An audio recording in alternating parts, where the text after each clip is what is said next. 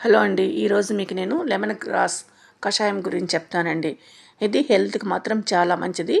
ఈ lemon grass తోటే మనం టీ అయినా పెట్టుకోవచ్చు, కషాయం అయినా తాగొచ్చు.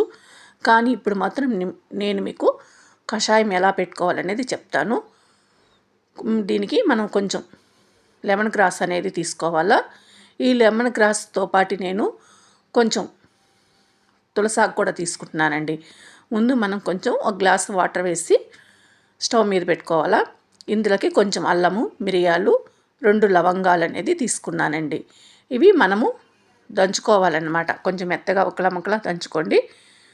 ఇవి నీళ్ళల్లో వేసేస్తే కొంచెం పసుపు అనేది కూడా వేసి ఇవి 2 నిమిషాలు మరగనివ్వాలన్నమాట. ఈ కషాయము మనకి జ్వరం వచ్చినప్పుడు, తలనొప్పిగా ఉన్నప్పుడు, గొంతు నొప్పి వస్తుందండి చలికాలంలో. అలాంటప్పుడు కానీ ఈ కషాయం తాగితే చాలా రిలీఫ్ అవుతుంది, తలనొప్పి కూడా తగ్గుతుందండి. ఇలాగ కొంచెం మరిగిన తర్వాత ఇందులోకి ఫస్ట్ మనం తులసాకు అనేది వేసుకోవాలి. ఈ తులసాకు కూడా వేసినాక 2 నిమిషాలు మరగనివ్వండి. ఇలా మరిగిన తర్వాత ఇప్పుడు మనం లెమన్ గ్రాస్ అనేది వేసుకోవాలన్నమాట. లెమన్ గ్రాస్ మరిగిన తర్వాత ఇందులోకి కొంచెం బెల్లం అనేది వేసుకోవాలి. ఎందుకంటే కొంచెం ఘాటుగా ఉంటుంది. మిరియాలు, అల్లము, లవంగాలు వేసాం కదా. లేకపోతే కొంచెం తేనైనా వేసుకోండి, మంచిది.